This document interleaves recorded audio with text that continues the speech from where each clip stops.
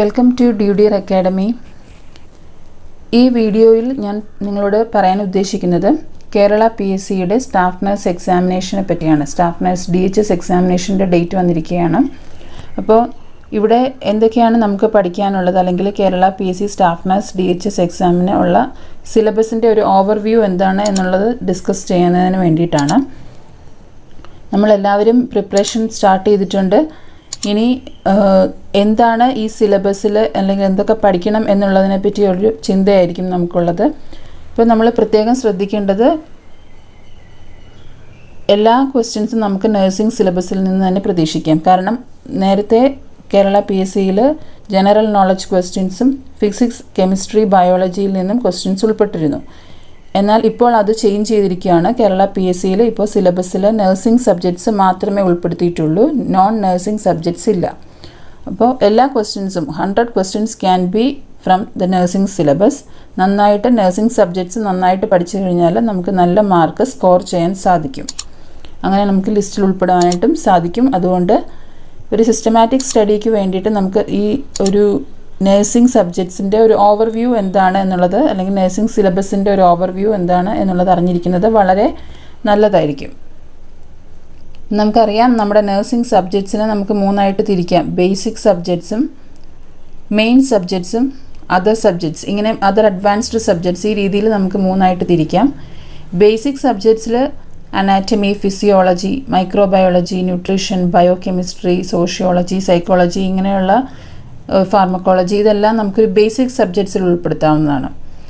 അടുത്തത് main subjects ആണ്. Main subjects എന്ന് പറയുമ്പോൾ നമ്മുടെ മെഡിക്കൽ സർജിക്കൽ നഴ്സിംഗ്, പിന്നെ paediatric nursing, mental health nursing, obstetrics and gynaecological nursing, community health nursing, ഇതെല്ലാം മെയിൻ സബ്ജക്ട്സ് ആണ്. അപ്പോൾ നമുക്ക് ഏകദേശം ഒരു ബേസിക് സബ്ജക്ട്സിൽ നിന്ന് നമുക്കൊരു എക്സ്പെക്റ്റ് ചെയ്യാവുന്ന ഒരു ക്വസ്റ്റ്യൻസ് എന്ന് പറയുമ്പോൾ ഒരു 10 to 15 ക്വസ്റ്റ്യൻസ് നമുക്ക് ബേസിക് സബ്ജക്ട്സിൽ നിന്ന് എക്സ്പെക്റ്റ് ചെയ്യാവുന്നതാണ്.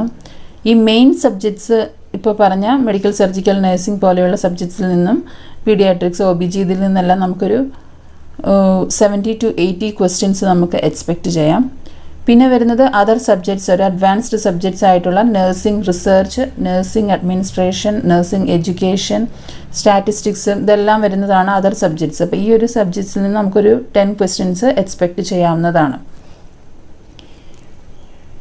നമ്മൾ ഒന്നും കൂടെ ഡീറ്റെയിൽഡ് ആയിട്ട് എന്താണ് ബേസിക് സബ്ജക്ട്സിൽ എന്നുള്ളത് അറിയുന്നതിന് വേണ്ടിയിട്ടാണ്. അപ്പം ബേസിക് സബ്ജക്ട്സ് അനാറ്റമി, ഫിസിയോളജിയിൽ വൈറ്റൽ ഓർഗൻസ്, നമ്മുടെ ബോഡിയിലെ വൈറ്റൽ ഓർഗൻസ്, അതിൻ്റെ സ്ട്രക്ചർ, ഫങ്ഷൻസ്, ഡയമെൻഷൻസ്, വെയ്റ്റ്, അങ്ങനെയുള്ള കാര്യങ്ങൾ, ബ്ലഡ് സപ്ലൈ, നെർവ് സപ്ലൈ, ഇതെല്ലാം നമ്മൾ എല്ലാ ഇമ്പോർട്ടൻറ്റ് വൈറ്റൽ ഓർഗൻസും നമ്മൾ പഠിക്കുക. അതുപോലെ തന്നെ skeletal system, bones, joints, muscles, nerves, functions, പിന്നെ എൻസൈംസ്, ഹോർമോൺസ്, സെൽ, എക്സെട്ര, ഇങ്ങനെയുള്ള എല്ലാ കാര്യങ്ങളും അനാറ്റമി ആൻഡ് ഫിസിയോളജിയിൽ ഇമ്പോർട്ടൻ്റ് ആണ്. ഏത് ഭാഗമാണ് ഇമ്പോർട്ടൻ്റ് എന്നില്ല, എല്ലാം നമുക്ക് വളരെ നന്നായിട്ട് പഠിക്കേണ്ടതാണ്. പിന്നെ മൈക്രോബയോളജിയിലോട്ട് വരുവാണെങ്കിൽ type of microorganisms and example of each type, പിന്നെ causative organisms and the incubation period, common staining methods and diagnostic methods, drugs of choice for each diseases and what are the common side effects, immunity, infection control, etcetera. അപ്പോൾ ഇതെല്ലാം മൈക്രോബയോളജിയിൽ നമ്മൾ prepare ചെയ്യേണ്ട ഏരിയാസാണ്. അടുത്തത് nutrition and ബയോകെമിസ്ട്രിയിൽ carbohydrates, fats, proteins, energy, vitamins, minerals, ഇതിൻ്റെ എല്ലാം സോഴ്സസ്, RDA, ഡെഫിഷ്യൻസി ഡിസോർഡേഴ്സ് ഏതൊക്കെയാണ്, functions, metabolism, these are all very important. പിന്നെ amino acids and fatty acids, the different nutritional programs, immunoglobulins, function test, liver function test, kidney function test, ഇങ്ങനെയുള്ള എല്ലാ ടെസ്റ്റുകളും പഠിക്കുക. അപ്പോൾ ഇതെല്ലാം ആണ് ന്യൂട്രീഷൻ ആൻഡ് ബയോകെമിസ്ട്രിയിൽ നമ്മൾ നോക്കേണ്ടത്. പിന്നെ സൈക്കോളജിയിൽ history, different psychological test, then cognitive process theories, motivation, emotion, stress, then personality and attitude, developmental psychology, ഇതെല്ലാം സൈക്കോളജിയുടെ ഡിഫറെൻറ്റ് ടോപ്പിക്സ് ആണ്.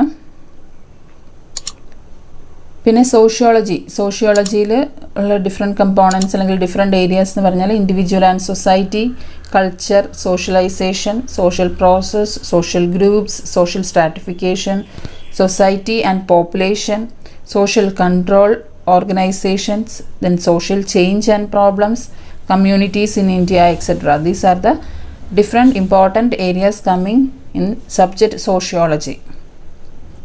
പിന്നെ ഫാർമക്കോളജിയിൽ different drugs acting on different body systems, അതിൻ്റെ therapeutic drug levels, toxicity of the drugs, പിന്നെ common side effects, antidotes, all these are important. Also the nurse's responsibility while administering these drugs, ഇതെല്ലാം ഫാർമക്കോളജിയിൽ. ഇപ്പോൾ main subjects ഏതൊക്കെയാണെന്നുള്ളതാണ്. Main subjects നമുക്കറിയാം. First ഫണ്ടമെൻ്റൽസ് of nursing അല്ലെങ്കിൽ foundations of nursing ആണ്.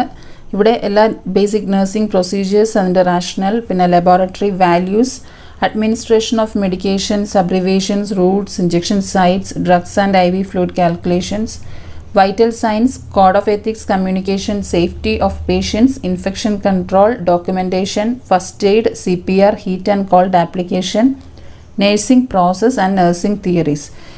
ഈ areas എല്ലാം fundamentals of nursing വളരെ important ആയിട്ടുള്ള area ആണ്. 15 to 20 ക്വസ്റ്റ്യൻസ് നമുക്ക് ഫൗണ്ടേഷൻ ഓഫ് നഴ്സിംഗിൽ നിന്ന് എക്സ്പെക്റ്റ് ചെയ്യാവുന്നതാണ്.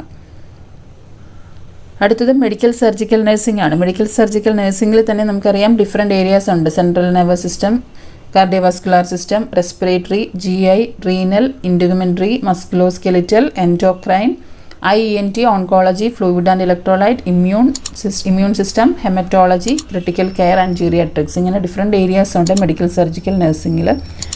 ഈ മെഡിക്കൽ സർജിക്കൽ നഴ്സിംഗിൽ നിന്ന് നമുക്കൊരു 20 to 25 ക്വസ്റ്റ്യൻസ് എക്സ്പെക്റ്റ് ചെയ്യാം. അപ്പോൾ വളരെ ഇമ്പോർട്ടൻ്റ് ആയിട്ടുള്ളതാണ്. ഈ ഓരോ സിസ്റ്റത്തിൽ തന്നെ നമുക്കറിയാം different disease conditions, important disease conditions, അതിൻ്റെ സൈൻസ് ആൻഡ് സിംറ്റംസ് മാനേജ്മെൻറ്റ്, അതിൻ്റെ ഡയഗ്നോസ്റ്റിക് ടെസ്റ്റുകൾ, ഇതെല്ലാം ഇമ്പോർട്ടൻ്റ് ആണ്. അപ്പോൾ ഒന്നും കൂടെ പറയുകയാണെങ്കിൽ different diseases, that is the pathophysiology, signs and symptoms, specific diagnostic test and management, medical surgical and nursing management.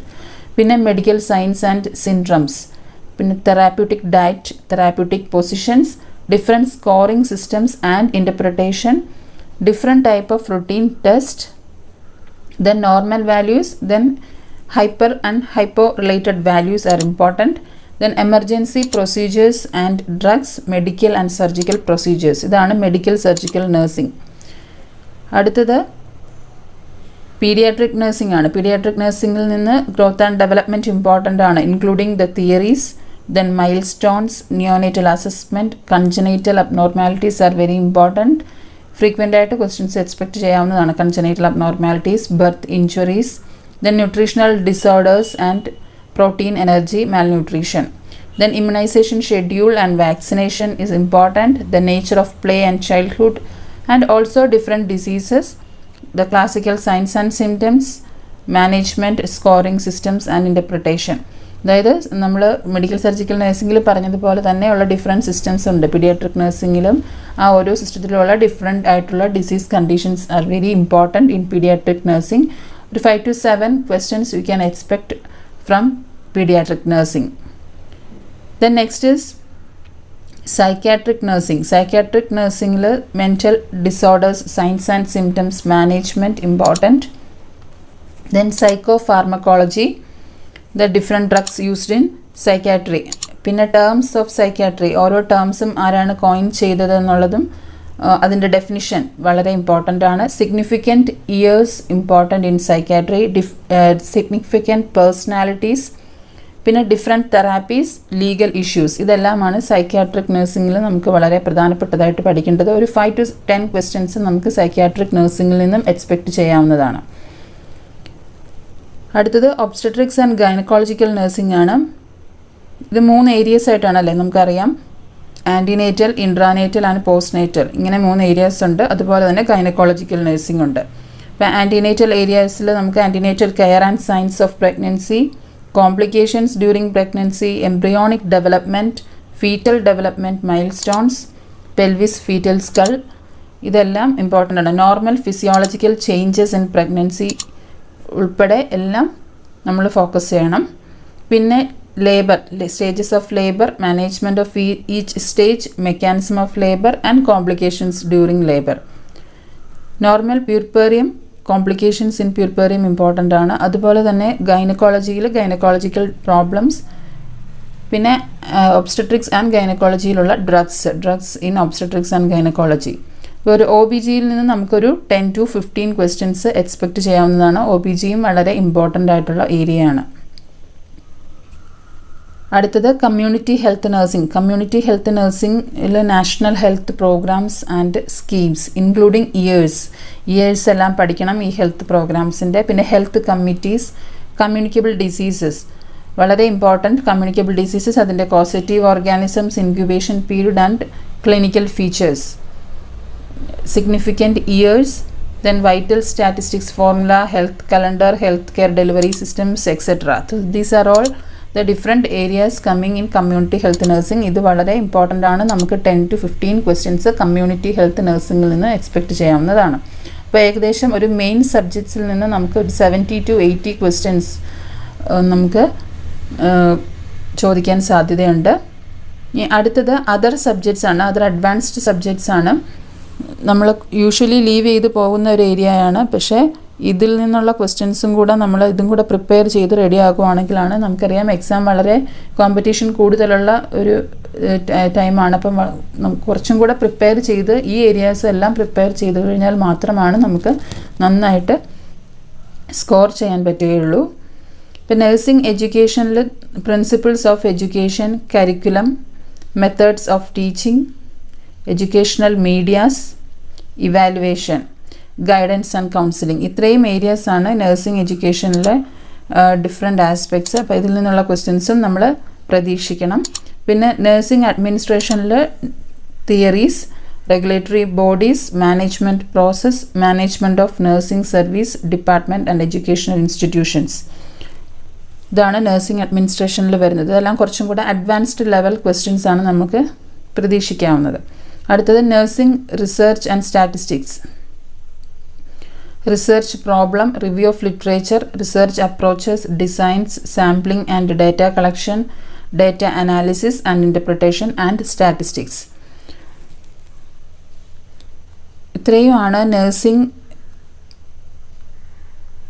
നഴ്സിംഗിൻ്റെ subjects നമുക്ക് ഡിവൈഡ് ചെയ്തിട്ട് പഠിക്കാനായിട്ട് ഇത്രയുമാണ് നഴ്സിംഗിൻ്റെ different areas and different subjects. Basic സബ്ജക്ട്സും main subjects and other subjects. ഈ other സബ്ജക്ട്സിൽ നിന്ന് നമുക്കൊരു 10 ക്വസ്റ്റ്യൻസ് എക്സ്പെക്റ്റ് ചെയ്യാവുന്നതാണ്. Almost 10 questions can be expected from other subjects. ഇനി എക്സാമിനേഷൻ പാറ്റേൺ എങ്ങനെയാണെന്ന് വെച്ച് കഴിഞ്ഞാൽ, കേരള PSCയുടെ യൂഷ്വൽ ആയിട്ടുള്ള എക്സാം പാറ്റേൺ നമുക്കറിയാം. ടോട്ടൽ 100 ക്വസ്റ്റ്യൻസ് ഉണ്ടാകും. ടൈം ഡ്യൂറേഷൻ 1 hour 15 minutes ആയിരിക്കും. മാക്സിമം മാർക്സ് 100ലാണ്. ഒബ്ജക്റ്റീവ് ടൈപ്പ് ക്വസ്റ്റ്യൻസ് ആണ്. ഈ ക്വസ്റ്റ്യൻസ് എല്ലാം സെയിം ലെവൽ, ഈസി ലെവൽ ആയിരിക്കില്ല. നമുക്കറിയാം ഡിഫറെൻറ്റ് ഹൈ ലെവൽ ക്വസ്റ്റ്യൻസ് കാണും, ഒരു മോഡറേറ്റ് ലെവൽ ക്വസ്റ്റ്യൻസ് കാണും, കുറച്ചും കൂടെ നമുക്ക് എളുപ്പത്തിൽ ആൻസർ ചെയ്യാൻ പറ്റുന്ന ഒരു സിമ്പിളായിട്ടുള്ള ലെവലിലെ ക്വസ്റ്റ്യൻസും കാണും. അതുപോലെ തന്നെ കുറച്ചും കൂടെ അഡ്വാൻസ്ഡ് ആയിട്ടുള്ള ഒരു ക്രിട്ടിക്കൽ തിങ്കിങ് ക്വസ്റ്റ്യൻസും കാണും. അപ്പോൾ അത് നമുക്ക് ആ രീതിയിൽ നമ്മൾ മനസ്സിലാക്കി വേണം എക്സാമിന് പ്രിപ്പയർ ചെയ്യുവാനായിട്ട്. അതുപോലെ ക്വസ്റ്റ്യനിൽ 4 ഓപ്ഷൻസ് കാണും, ABCD, and you have to mark in the OMR sheet. Exam ആദ്യമായിട്ട് പ്രിപ്പയർ ചെയ്യുന്നവർക്ക് മനസ്സിലാക്കുന്നതിന് വേണ്ടിയിട്ടാണ്. ഒരു OMR ആൻസർ ഷീറ്റ് ഉണ്ടാകും, അതിൽ നമ്മൾ ബബിൾ ചെയ്യണം. മെയിനായിട്ട് blue or black ball point pen വെച്ചിട്ട് 4 ചോയ്സസിൽ ഏതാണോ നമ്മൾ ചൂസ് ചെയ്യുന്നത് അത് നമുക്ക് ബബിൾ ചെയ്യാവുന്നതാണ്. ഇനി അടുത്തതായിട്ട് മാർക്ക് ഡിസ്ട്രിബ്യൂഷനാണ്. മാർക്ക് ഡിസ്ട്രിബ്യൂഷൻ നമുക്കറിയാം കേരള PSCയുടെ പാറ്റേൺ എങ്ങനെയാണ്. കറക്റ്റ് ആൻസർ, ഓരോ കറക്റ്റ് ആൻസറിനും ഓരോ മാർക്ക്. 100 ക്വസ്റ്റ്യൻസ് ഉണ്ട്. Each correct answer carries 1 mark. പിന്നെ റോങ് ആൻസേഴ്സ് നമ്മൾ മാർക്ക് ചെയ്യുവാണെങ്കിൽ 1/3 മാർക്സ് ഓരോ റോങ് ആൻസറിനും റെഡ്യൂസ് ചെയ്ത് പോകും. There will be no negative marks for unattended questions. അപ്പോൾ ഇത്രയും കാര്യങ്ങളാണ് മാർക്ക് ഡിസ്ട്രിബ്യൂഷനിൽ നമ്മൾ ശ്രദ്ധിക്കാനുള്ളത്. പിന്നെ ഈ പറഞ്ഞ എക്സാം സിലബസ് അനുസരിച്ച് നമ്മൾ പ്രിപ്പയർ ചെയ്യുക. ഇത് തന്നെയല്ല, നമുക്കറിയാം നഴ്സിംഗ് സബ്ജക്റ്റ് വളരെ വാസ്റ്റ് ആയിട്ടുള്ള സബ്ജക്റ്റാണ്, അല്ലെങ്കിൽ അതിൽ വളരെ വാസ്റ്റ് ആയിട്ടുള്ള കോഴ്സാണ്. അപ്പോൾ അതിൽ നമുക്കറിയാം ഏത് ക്വസ്റ്റ്യൻസ് വേണമെങ്കിലും നമുക്ക് എക്സ്പെക്റ്റ് ചെയ്യാവുന്നതാണ്. അപ്പോൾ ആ ഒരു ലെവലിൽ നമ്മൾ പ്രിപ്പയർ ചെയ്യുക. ഏത് സബ്ജക്റ്റിൽ നിന്ന് നമുക്ക് ഏത് രീതിയിലുള്ള ക്വസ്റ്റ്യൻസ് വേണമെങ്കിലും നമുക്ക് എക്സ്പെക്റ്റ് ചെയ്യാം. അപ്പം ആ ഒരു രീതിയിൽ നമ്മൾ പ്രിപ്പയർ ചെയ്യേണ്ടത് വളരെ പ്രധാനപ്പെട്ടതാണ്. ഇത്രയും കാര്യങ്ങൾ പ്രത്യേകം നിങ്ങൾ ശ്രദ്ധിക്കുമെന്ന് വിചാരിക്കുന്നു. ഇത്രയും കാര്യങ്ങളാണ് മാർക്ക് ഡിസ്ട്രിബ്യൂഷനിൽ നമ്മൾ അറിഞ്ഞിരിക്കാനുള്ളത്.